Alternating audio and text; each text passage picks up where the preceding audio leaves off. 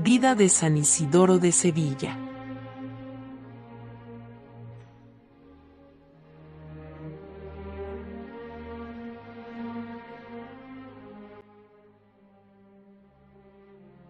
El insigne doctor San Isidoro fue natural de Cartagena, donde su padre el duque Severiano ejerció el cargo de gobernador. Tuvo por hermanos a San Leandro, arzobispo de Sevilla y gran amigo de San Gregorio Papa, a San Fulgencio, obispo de Écija, y por hermana a Santa Florentina, monja. Todos ellos fueron santos, y como tales, celebrados en la Santa Iglesia. Algunos dicen que también fue su hermana Teodosia o Teodora, mujer del rey Leovigildo, y madre del glorioso príncipe de las Españas y mártir, San Hermenegildo, y del rey Recaredo, su hermano, por cuya industria y celo los godos arrianos de España se convirtieron a la fe católica en el tercer concilio toledano. Pero la gloria de unos y otros, con ser tan grande, palidece y queda como eclipsada por los vivos resplandores de la opinión de sabiduría y santidad de Isidoro, último vástago de la noble familia andaluza.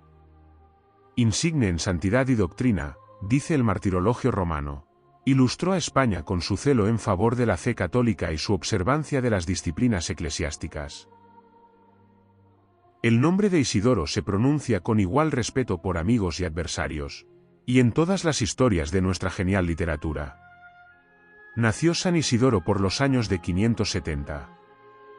Siendo niño y estando aún en la cuna, vio su hermana Florentina que un enjambre de abejas andaba alrededor de su boca y subía al cielo, lo cual se escribe también de San Ambrosio y de Santo Domingo, y se tomó como pronóstico de la sabiduría y elocuencia grandes que había de tener. Pasada la primera edad, le pusieron sus padres al estudio, siendo su maestro su mismo hermano San Leandro, que era ya obispo de Sevilla, en cuya sede le había de suceder algunos años después. San Leandro quería entrañablemente a su hermanito, pero anteponía los cuidados del alma a los del cuerpo y, si era menester, le castigaba, enseñándole a vencer la pereza. Mas, aunque el niño trabajaba con buena voluntad y cuidado, hallaba gran dificultad en aprender las letras. Desconfiando de su aprovechamiento, determinó dejar el estudio, y no pasar adelante en cosa que le costaba tanto trabajo, y de la cual sacaba tan poco fruto.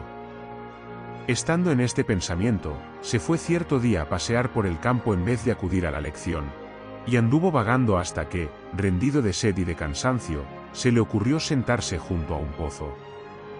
A poco de estar allí sentado, echó de ver que en el brocal, que era de piedra dura, había canales, surcos y hoyos que con el uso y el tiempo habían hecho las sogas y las lluvias, y dijo entre sí: ¿pueden las sogas y las gotas de agua cavar la dura piedra y hacer estas señales con la constancia del tiempo, y no podrán la costumbre y el continuo estudio ablandar mi cerebro e imprimir en mi alma la ciencia y doctrina? Con esto volvió a su estudio, dióse muy de veras a toda ciencia y fue en ellas tan consumado, que no hubo en su tiempo quien le igualase en ningún género de letras divinas y humanas, ni en las lenguas latina, griega y hebrea que sabía perfectamente, como se ve en los muchos y excelentes libros que escribió de varias y raras materias, con las cuales ilustró a la Iglesia católica y mostró la excelencia de su ingenio y sabiduría, y cuyo catálogo escribieron sus discípulos San Ildefonso y San Braulio, arzobispos respectivamente de Toledo y Zaragoza. El rey Leovigildo había martirizado a su hijo San Hermenegildo, y desterró a San Leandro y a San Fulgencio.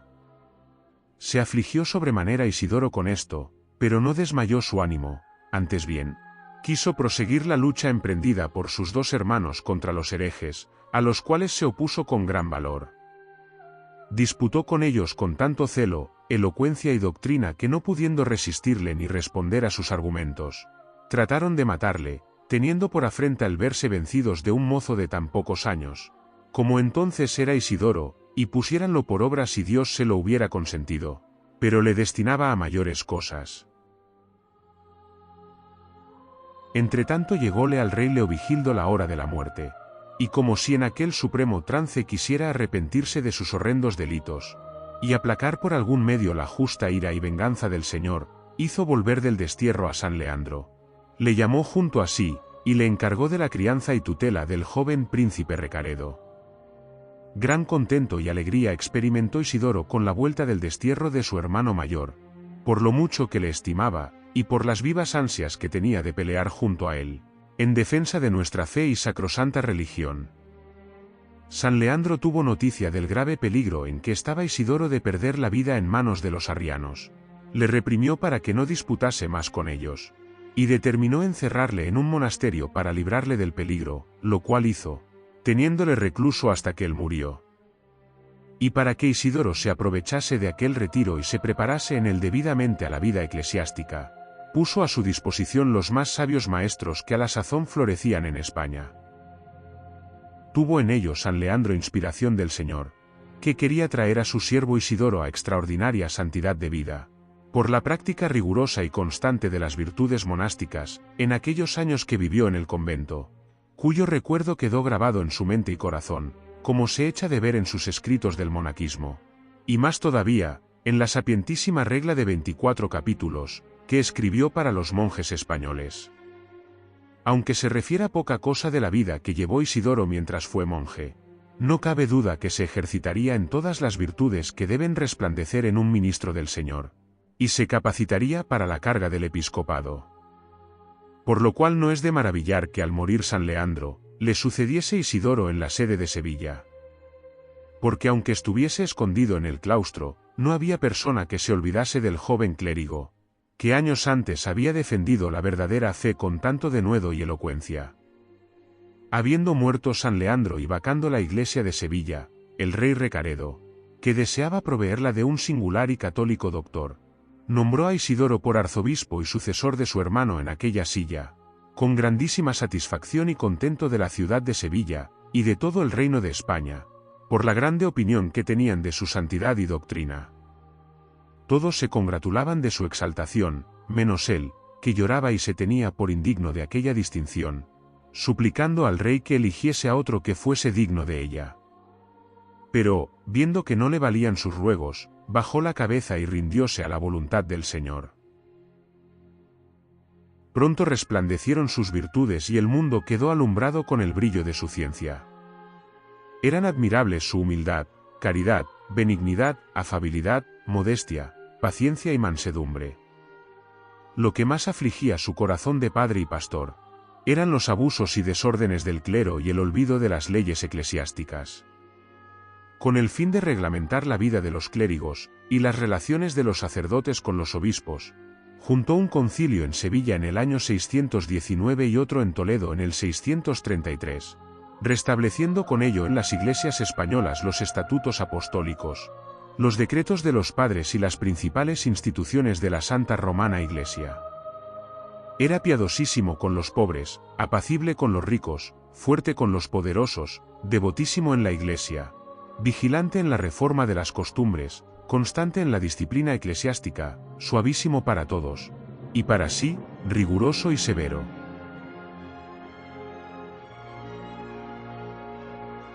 Más porque entendió que la traza y fundamento de todo lo bueno que se quiere edificar en la nación, es la instrucción de la juventud, y la crianza de los hijos en virtud y letras, cuando están blandos y admiten fácilmente cualquier impresión. Edificó algunos colegios en que se instruyesen los mozos, no solamente de su arzobispado, sino también otros de toda España, que a ellos quisiesen acudir, como hacían muchos. El santo prelado les daba preceptos, ordenaba lo que habían de aprender, y les enseñaba las cosas más altas, como maestro superintendente de todos, siempre en aras de su celo y caridad. Eran esas escuelas verdaderas universidades de las que salieron varones insignes, eminentes en sabiduría y santidad, como San Ildefonso y San Braulio. En ellas se enseñaba latín, griego y hebreo, historia y geografía, astronomía y matemáticas, y además Sagrada Escritura, derecho, filosofía y teología. Para los estudiantes que a ellas acudían, escribió el ilustre San Isidoro multitud de tratados cuya extensión y profunda doctrina pasman a los mayores ingenios, porque abrazan todos los conocimientos humanos de aquella época, desde la más sublime teología hasta la agricultura y economía rural. La principal de sus obras, o sea los 20 libros de los orígenes o etimologías, es una verdadera enciclopedia o diccionario universal que descubre el raro y agudo ingenio de su autor, como también su extraordinaria erudición y asombroso trabajo de investigación. A juicio del Santo Doctor, la verdadera ciencia debe tener por fundamento el profundo conocimiento de la divina revelación, porque estaba convencido de que los males de la sociedad, las discordias civiles y las discusiones entre clérigos, tienen por causa primera y principal la ignorancia de la Sagrada Escritura, y así, para fomentar su estudio, revisó la Vulgata y escribió sapientísimos comentarios desentrañando su sentido espiritual. Sus obras exegéticas constituyen un admirable tratado de sagradas letras. Presidió el Cuarto Concilio Toledano y el Segundo Hispalense, en los cuales fue de gran peso su parecer para esclarecer los dogmas de nuestra Santa Fe, y deshacer los errores contrarios y para la reforma de la vida y costumbres de los fieles. En el Concilio Hispalense convenció a un obispo sirio, llamado Gregorio, inficionado de la herejía de los acéfalos, teniendo con él pública disputa en la Catedral de Sevilla, en presencia de la muchedumbre que llenaba el templo.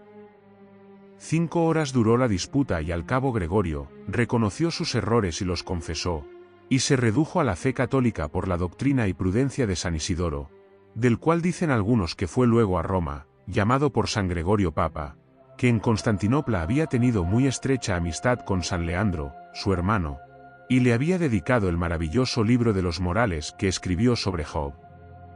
Isidoro fue recibido con grande contento y alegría de toda la corte y ciudad. Compuso y reformó el oficio eclesiástico de la misa y de las otras horas, para que en toda España se rezase de la misma manera, e hizo misal y breviario que por su nombre se llamó de San Isidoro y después Toledano, porque fue aprobado en un concilio de Toledo. También se llamó mozárabe, por haber usado de él los cristianos que vivían entre los moros, y por esto los llamaban mozárabes, o mistiárabes, porque estaban mezclados entre los árabes y moros.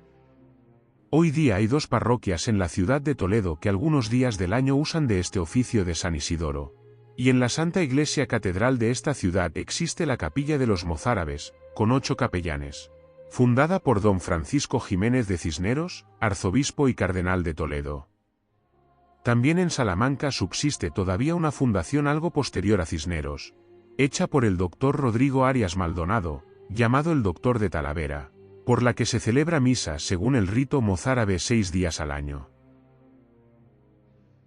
A pesar de los grandes trabajos que tenía siempre entre manos, visitaba con mucha frecuencia todos los pueblos de su diócesis y no contento con eso, recorría también todas las provincias del reino.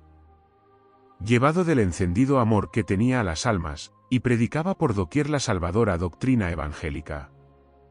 Se apenaba su alma por la ceguera y el empedernido corazón de los judíos, que por entonces eran muchos e influyentes en España. A su hermana Santa Florentina dedicó Isidoro un excelente tratado contra los errores de los judíos, y al rey Sisenando le instó a que intentase trazas y estudiase medios para traerlos a la verdad. El Señor premió su celo con algunas conversiones. Su influencia cerca de los reyes visigodos fue considerable. Ninguna cosa importante emprendían los príncipes sin haber antes pedido el parecer del insigne prelado, el cual prestó en toda ocasión al poder civil ayuda leal y desinteresada. Fue el primero que firmó el decreto por el cual se trasladaba la silla metropolitana de Cartagena a Toledo, la nueva capital visigoda. En los concilios, solía solicitar el concurso del soberano para la ejecución de los decretos episcopales, y él a su vez se anticipaba a los deseos del príncipe otorgándole privilegios en asuntos eclesiásticos. A instancias del rey Sisenando, dio forma a la Constitución Política de España en el Cuarto Concilio Toledano, inaugurando, o por lo menos consolidando, el régimen de estrecha unión de los poderes civil y religioso, y asentando en la legislación del reino los más provechosos principios del derecho canónico. Mas aquel régimen no podría durar si los príncipes traspasaban las obligaciones de su cargo. Por eso, el oráculo de las iglesias de España, San Isidoro, les recuerda con energía esas obligaciones en sus escritos y discursos. Poco tiempo antes de su muerte presidió un concilio. Habiendo votado los obispos cuanto Isidoro había propuesto para el buen gobierno de las iglesias, levantóse ante la ilustre asamblea, avisándoles y profetizándoles, que si se apartaban de la ley santa del Señor, y de la doctrina evangélica que habían recibido, caería España de la cumbre de aquella felicidad en que estaba, en un abismo de gravísimas calamidades y miserias, y se vería afligida de hambre, peste y espada. Pero que si después reconociesen y llorasen sus pecados e hiciesen penitencia de ellos, Dios los levantaría a mayor estado y felicidad, y los haría más gloriosos que a otras muchas naciones, lo cual vemos cumplido en la destrucción de España por los moros, que la dominaron por espacio de 8 siglos, más después de haberlos vencido y echado de su reino. El Señor la llenó de gloria en los reinados de los reyes católicos, Carlos V y Felipe II, que por la extensión de sus estados podía decir, que en ellos no se ponía nunca el sol. San Isidoro gobernó santamente su iglesia por espacio de 36 años. Entendiendo que se acercaba el tiempo en que Dios le quería llevar para sí, se dio con más fervor a la oración y obras de misericordia y penitencia, para mejor disponerse a la muerte.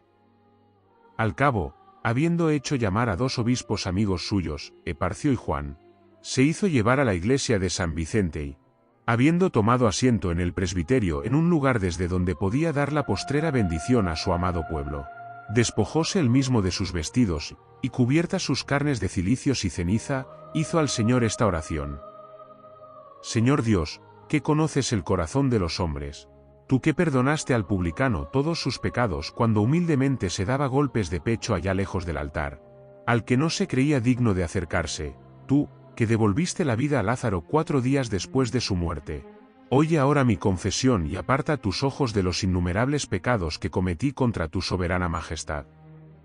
Acuérdate, Señor, que para mí, pecador, y no para los justos, pusiste en tu iglesia el saludable baño del sacramento de la penitencia. Pidió luego la absolución y después con gran humildad, devoción y reverencia recibió de mano de los obispos el cuerpo y sangre del Señor, postrado en el suelo, y pidió perdón a todos los presentes y ausentes, por si a alguno hubiese ofendido, y encomendó a todos el amor fraternal y la caridad. Finalmente, habiendo mandado llamar a todos sus sacerdotes, les perdonó las deudas, dio a los necesitados todo lo que tenía y así, pobre de espíritu y rico en Cristo, puesto sobre ceniza delante del altar mayor, bendijo al pueblo y dio su bendita alma al Señor y Criador. A los 4 de abril del año de 636, el primero del reinado de Quintila. Su cuerpo fue sepultado en Sevilla, y habiéndose apoderado los moros de aquella ciudad, Fernando I, rey de Castilla y León, con grandes ruegos y dádivas alcanzó de Benaveto, rey moro de Sevilla, que le diese el cuerpo de San Isidoro, y lo llevó a León y le colocó en el suntuoso templo de su nombre, que para este efecto había edificado, donde al presente está en un arca de oro con la decencia y reverencia que conviene. Obró Dios muchos milagros por mediación de San Isidoro tanto en vida como en muerte, siendo 2 de ellos la resurrección de una mujer asfixiada por la muchedumbre, y la curación de un ciego con solo tocar el guante del santo. Y en las guerras que los cristianos hicieron contra los moros, invocando su favor fueron socorridos y ayudados. Toda España ha recibido notables beneficios de su santidad, doctrina y particular patrocinio. Vivió San Isidoro entre las 2 edades antigua y media, y así nos ha transmitido las enseñanzas de los insignes doctores que le precedieron. Muchos le consideran el último padre de la Iglesia latina. El 8º Concilio Toledano le llamó Doctor Excelentísimo, gloria y prez de la Iglesia Católica y el más ilustre varón de los postreros siglos. El Papa León XIII nombraba a San Isidoro en parangón con San Jerónimo y San Agustín. La santidad de Inocencio XIII le proclamó doctor de la Iglesia Universal, a los 25 de abril del año 1722. Glorioso San Isidoro de Sevilla, ruega por nosotros. 2 banderas. Canal Católico, ad maiorem Dei gloriam.